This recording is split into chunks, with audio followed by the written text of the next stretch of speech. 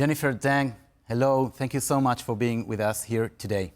Thank you for having me. Before telling your own personal story, let's talk a little bit about the Falun Gong. You were a member of the Communist Party back in the late 1990s, and then you become a follower, a practitioner of the Falun Gong. What the Falun Gong is about? Falun Gong is an ancient Chinese practice, spiritual practice based on 3 principles for us to follow in our daily lives, which are truthfulness, compassion, and forbearance, and also 5 sets of very gentle exercises, including meditation. So that's basically what it is. Now, the Falun Gong movement or spiritual practice, at the beginning, the Chinese government embraced it. Yes, it has nothing against they it. did. And suddenly, what happened that it became a threat in the eyes of the regime? I think because the very obvious health benefit, Falun Gong spread very, very fast in China since its first introduction to the public in 1992. So when it reaches 1999, so within 7 years, it was estimated there were between somewhere 70 to 100 million Wow. people are practicing Which is more than the number of the Communist Party members. Yes, that's become a problem. We all know China is a one-party country system. It never allows anything that's outside its own control. Now suddenly these people are believing in truth, compassion, and forbearance instead of Communist Party. So they saw it as a threat. Now let's go to your personal story. You were detained like 3 or 4 times. But I want you to walk us over your experience in the year 2000 when you suddenly hear a knock on the door, and what happens from there.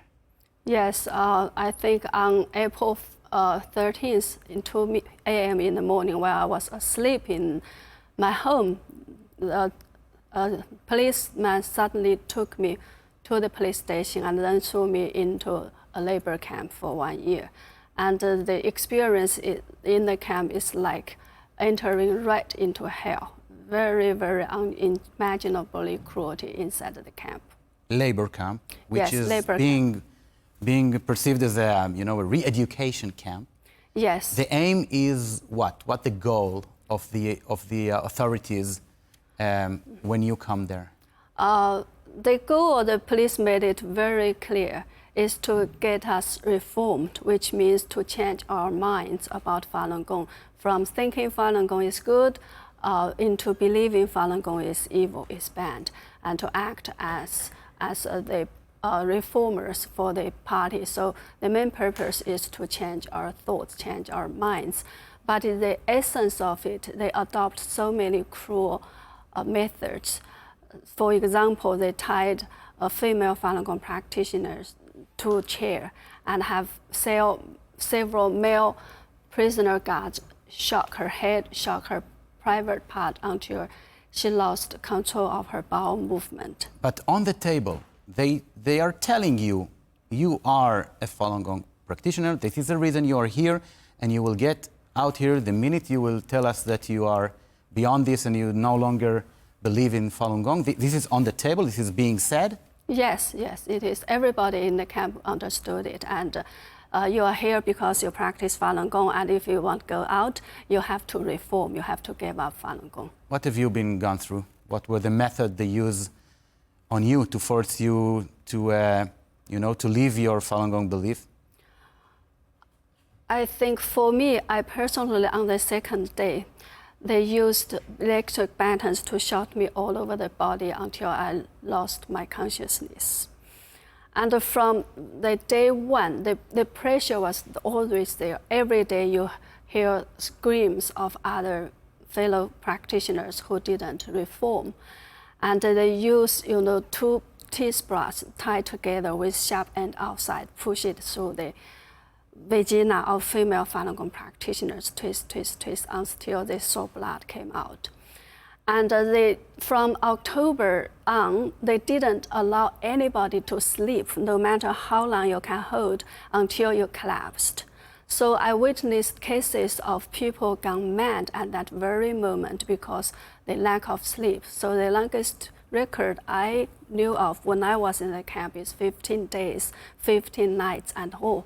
So that kind of torture was enough to break any normal human being down. So after I've witnessed and experienced so many, unimaginable cruelty, I suddenly developed a very strong desire to write a book to expose what's happening there. I never expected that in 21st century, something similar to the Nazi concentration camp are still happening in the so-called the heart of New China. How did you manage to get away? So that's the most difficult part of my story, because I had to struggle between don't want to tell a lie and not be able to tell the truth. The standard for those so-called reform was very high. To just write a statement to say you will give up is not good enough.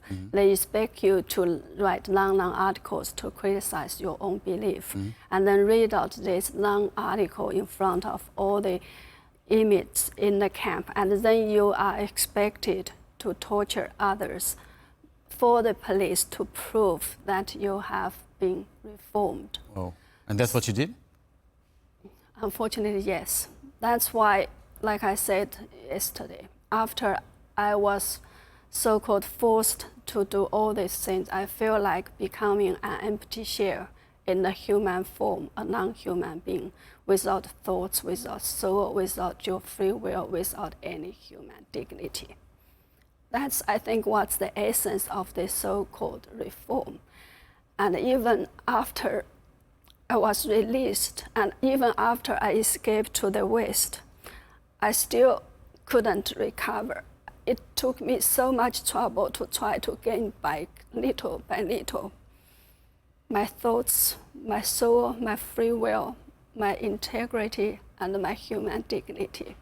Because, there were so many times I was overwhelmed by a sense of feeling that I was unworthy, and the regrets, the shame, the disgrace, and about what you've done. So that's why the persecution was so cruel. And even many people were killed for the organs, but the outside still knew very little about it, because many victims were totally break down, and they were ashamed of talk about what's happened, because no normal human being would imagine how hard it was. You managed to escape. You built your life in the West, in the United States. Do they still trying to run after you, to persecute you, or your family? You still have a family in China, right? Yes, for all these years, my family in China was constantly harassed by the National Security Department. As late as this Chinese New Year, they were still visiting my mother, give her pressure, and they hope her can either silence me or get me to agree to work for the Chinese Communist Party to spy on other Falun Gong practitioners overseas. And you wrote this book, your memoir? Yes. One Woman Fight for Freedom, Witnessing History, One Woman Fight for Freedom and Falun Gong. Yes, about my experience and what happened behind the walls of day-to-day life.